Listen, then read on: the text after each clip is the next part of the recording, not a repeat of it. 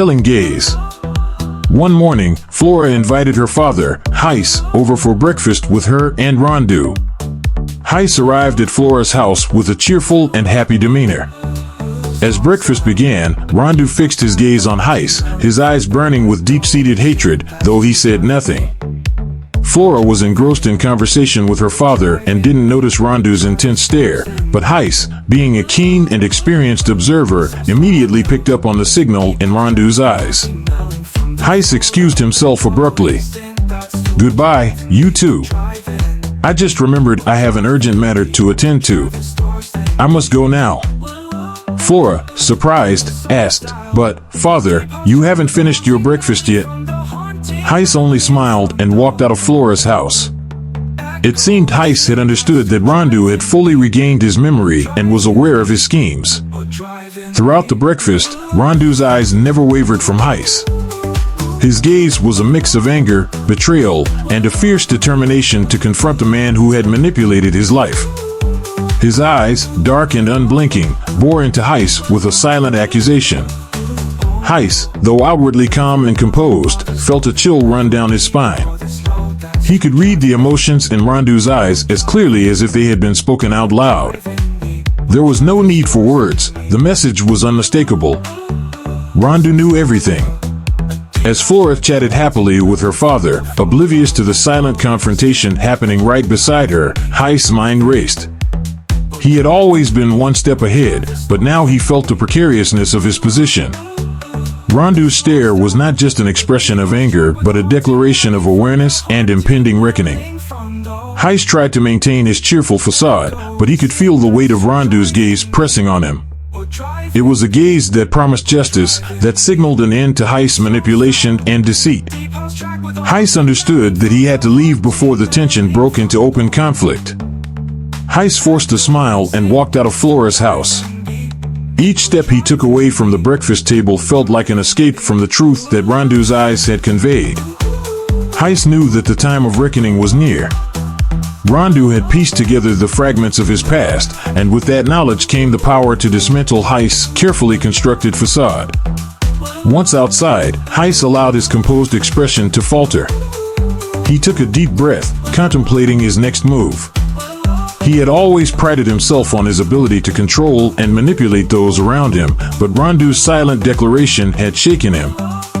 Heis knew he had to act swiftly and decisively if he were to maintain his grip on power. Inside the house, Flora remained blissfully unaware of the silent battle that had just taken place. Rondu, however, was more determined than ever.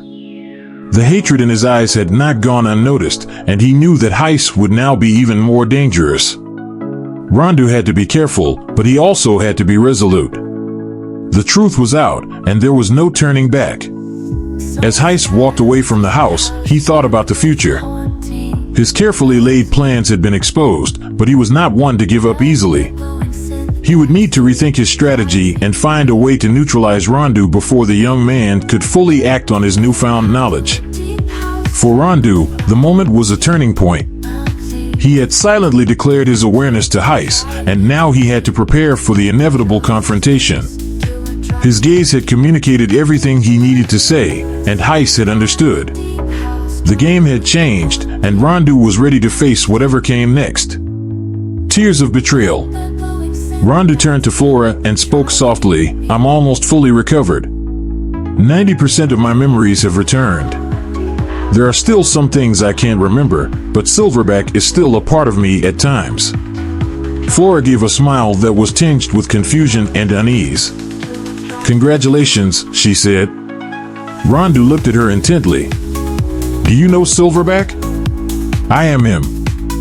Flora's confusion deepened. "I..." Rondu pressed further. "Is there nothing you want to tell me?" Flora's expression turned sorrowful. Her eyes filled with tears, and without a word, she ran into the house. The sound of her sobbing from the other room shattered Rondu's heart. Her tears seemed to confirm her involvement in Heis' scheme, a revelation that filled him with despair. The weight of her tears hung in the air, each sob a painful reminder of the betrayal that Rondu felt. He stood motionless, torn between his love for Flora and the growing certainty that she had been part of the plot against him. Inside the house, Flora's sobs grew louder, resonating with the walls and filling the space with a palpable sense of grief. Rondu felt his heart breaking with each cry. The trust he had placed in Flora now felt like a blade turned against him. The woman he loved, the woman he thought he knew, had been complicit in the machinations of her father, Heiss. Flora's tears flowed freely, her body shaking with the force of her emotions.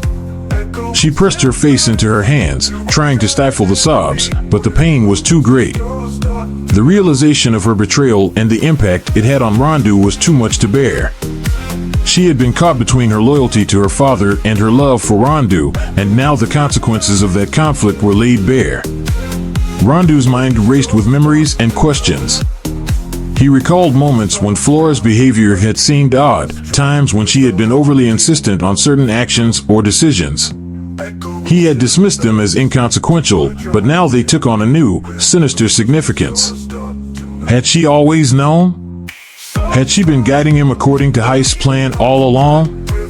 Flora's weeping continued, each tear a testament to her inner turmoil. She had hoped that Rondu would never uncover the truth, that he would never piece together the fragments of his past and her involvement in his manipulation. But now that the truth was out, she felt exposed and vulnerable, unable to hide behind the facade any longer. Rondu, standing alone in the living room, felt a cold emptiness settle over him. The woman he had shared his life with, the woman he had trusted implicitly, was part of a plot to control him. His love for her clashed violently with the betrayal he now felt, leaving him adrift in a sea of conflicting emotions. He wanted to confront her, to demand answers, but he also feared the confirmation of his worst suspicions. The sound of Flora's crying, raw and unrestrained, echoed through the house, each sob piercing his heart like a dagger.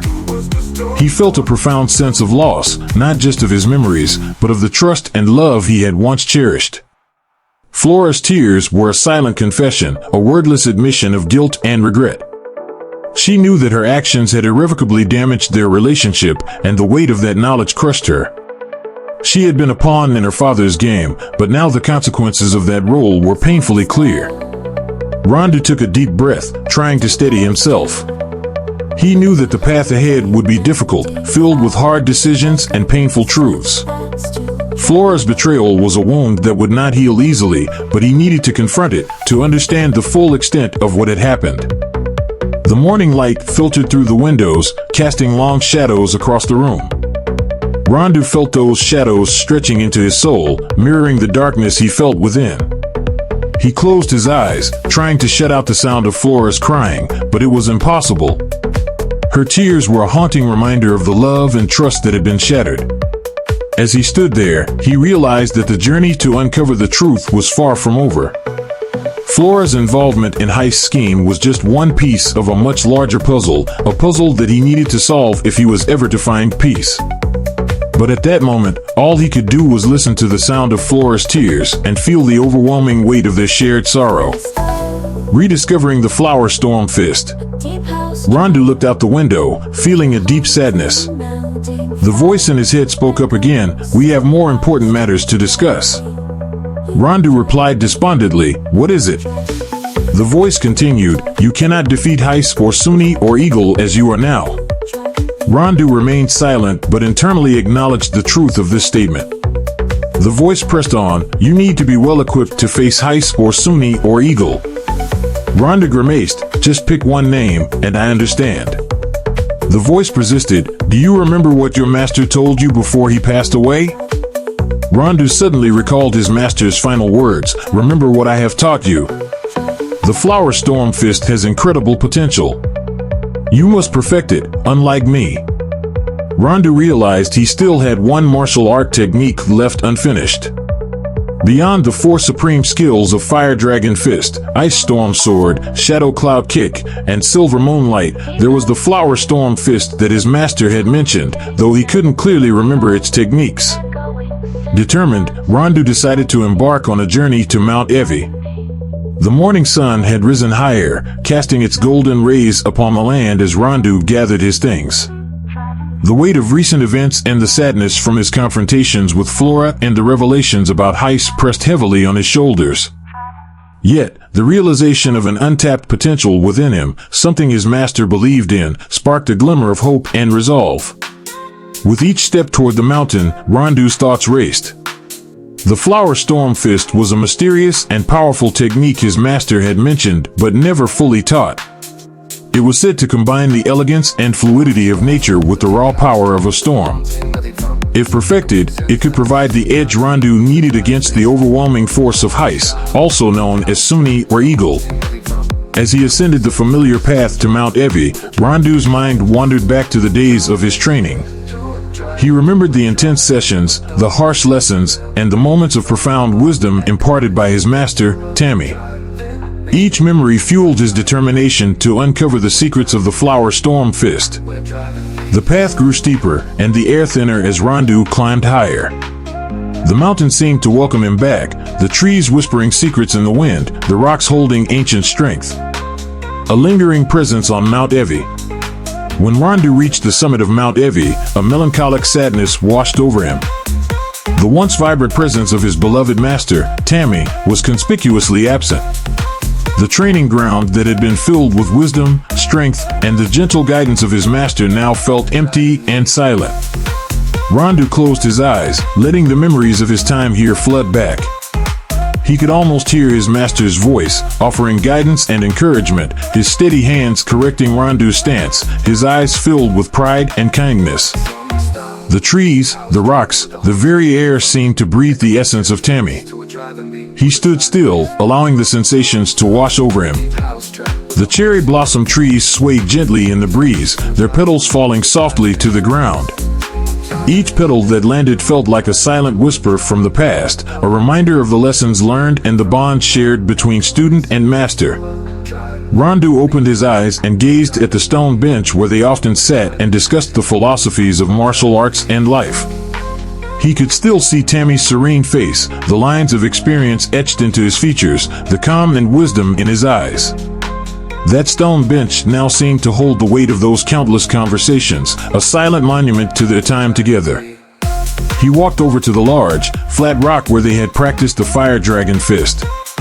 The surface was smooth from years of training, and as Rondu ran his fingers over it, he could almost feel the energy of their past sessions.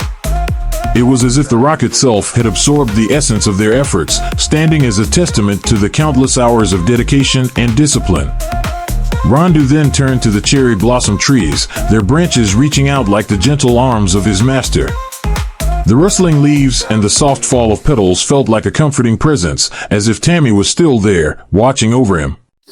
Each breeze that rustled the leaves seemed to carry with it a hint of his master's spirit, a lingering presence that refused to be forgotten. The wind picked up slightly, causing the blossoms to flutter around him like memories coming to life. Rondu closed his eyes once more and felt the gentle caress of the petals against his skin. It was as if the mountain itself was mourning the loss of Tammy, sharing in Rondu's grief and offering a silent commiseration. He knelt down by the rock and placed his hand on its cool surface, bowing his head in respect and remembrance. "Master," he whispered, "your teachings have guided me, and your spirit still lives on in me." The hidden secrets of the Flower Storm Fist. Rondu delved deeper into the library with the hope of uncovering the secrets of the Flower Storm Fist. He combed through the shelves, searching meticulously, yet found no trace of the legendary technique. As the hours passed, the afternoon light began to fade, but he remained undeterred. The absence of evidence only fueled his determination to keep searching. In the dimming light, a peculiar book caught Rondu's eye. It stood out from the others around it, as if placed intentionally to attract attention. With a surge of excitement, Rondu pulled the book from its shelf, revealing a hidden compartment behind it. His heart raced as he cleared away more books, eventually uncovering a large box concealed within the wall. With trembling hands, Rondu opened the box and discovered a book titled The Philosophy of Flower Storm Fist. Joy and anticipation surged through him as he opened the book, only to be met with a single, cryptic phrase, "Reverse the flow of meridians." Disappointment set in when he found nothing else of value within the pages. The vague instructions seemed like a cruel joke. frustration gnawed at him until a familiar voice echoed in his mind, "Stay calm, Rondu." Tammy had a reason for this. Delve deeper into your past to uncover the true meaning of Flower Storm Fist. Those 5 words, "reverse the flow of meridians," provided a tantalizing hint. Determined to unlock the secret, Rondu immersed himself in memories of his training with Tammy, hoping to recall any relevant teachings. Then, a recollection surfaced. Tammy had once told him, "It's not about intellect. It requires intense concentration and exquisite control that few people can achieve." Understanding began to dawn on Rondu. The key to mastering the Flower Storm Fist lay not just in physical prowess, but in mental discipline. Reversing the flow of meridians was an advanced technique requiring immense internal energy and precision. It demanded a higher level of control over one's chi and an unparalleled focus. Rondu sat down, closed his eyes, and began to meditate. He concentrated on the flow of energy within his body, feeling the subtle currents of his meridians. Gradually, he attempted to reverse these flows, drawing on the profound internal strength he had developed over years of rigorous training. The process was challenging, but he persevered, driven by the knowledge that this was the path to mastering the Flower Storm Fist. The weight of expectations. Rondu sat cross-legged in the serene yet desolate environment of the mountaintop, his mind swirling with frustration and disappointment. The Flower Storm Fist, an elusive and powerful technique, seemed just out of his grasp. Despite his best efforts, he couldn't achieve the high level of concentration and control required to reverse the flow of his meridians. The memory of Tammy's effortless mastery of the technique haunted him, making his own failures feel even more pronounced. Closing his eyes, Rondu recalled the vivid demonstration Tammy had once performed. He could see it as clearly as if it were happening before him again. Tammy stood amidst a shower of cherry blossom petals, his movements fluid and graceful. With a subtle shift in his internal energy, Tammy created a vortex of swirling petals, drawing them into his palm with an invisible force. The petals, once tranquil, became sharp projectiles as Tammy reversed the flow, sending them hurtling towards a distant target, which shattered on impact. Rondu opened his eyes and sighed deeply. He had tried to replicate this feat countless times since arriving at the mountaintop. He would close his eyes, focus on the energy within him, and attempt to reverse its flow. Yet, each time, he failed to produce the same magnetic pull that Tammy had demonstrated. The petals remained motionless, stubbornly refusing to respond to his will. "Why can't I do it?" he muttered to himself, the frustration evident in his voice. He tried again, feeling the energy in his meridians, but it was no use. The connection was elusive, slipping through his mental grasp like water through his fingers. Memories of past failures flooded his mind. He remembered the early days of training with Tammy, the countless hours spent in the same spot, attempting to harness the power of the Flower Storm Fist. Back then, Tammy had been patient, offering gentle guidance and encouragement. Now, alone on the mountaintop, those words seemed distant and unreachable. Maybe it's just not meant for me, Rondu thought bitterly. Maybe only Tammy had the talent to master this technique. His heart ached with the weight of expectations. The responsibility to uphold his master's legacy felt overwhelming. He had always admired Tammy's strength and wisdom, striving to live up to the high standards set by his mentor. But now, faced with his own limitations, he felt like he was failing not just himself, but Tammy's intellect as well. The wind rustled through the trees, carrying with it a few stray cherry blossom petals. Rondu watched them float gently to the ground, mocking his inability to control them. He clenched his fists, feeling the sting of failure and the pressure of unmet expectations. The technique required more than just physical prowess. It demanded an inner tranquility and precision that he seemed unable to achieve. Despite his despair, a part of him refused to give up. He couldn't shake the feeling that the key to mastering the Flower Storm Fist was within his reach, just obscured by his current state of mind. The voice in his head, the remnants of Silverback's persona, urged him to keep trying, to dig deeper into his memories and training. Rondu took a deep breath and closed his eyes once more, trying to center himself. He needed to remember Tammy's teachings, not just the physical movements, but the philosophy behind them. Tammy had always emphasized the importance of inner balance, the harmony between mind and body. Perhaps that was the missing piece. But as he sat there, the tranquility he sought eluded him. His mind was too turbulent, filled with the chaos of recent events and the weight of his discoveries. The betrayal, the lies, the realization of his true identity, all of it clouded his thoughts, preventing him from achieving the clarity he needed. With a heavy heart, Rondu stood up and looked around the mountaintop. The place that had once been a sanctuary of learning and growth now felt like a prison of his own inadequacies. He had come here seeking answers, but all he found were more questions and a growing sense of failure. Maybe I'm not ready, he admitted to himself. Maybe there's more I need to understand before I can truly master this technique. Rondu began his descent from the mountaintop, the weight of his failure heavy on his shoulders.